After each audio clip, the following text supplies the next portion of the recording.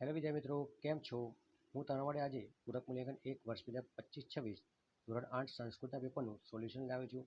તો તમે આ સોલ્યુશન ધ્યાનથી જુઓ, જેથી આ પેપરો તમારે આવનારી એક્ઝામમાં ઉપયોગી થાય.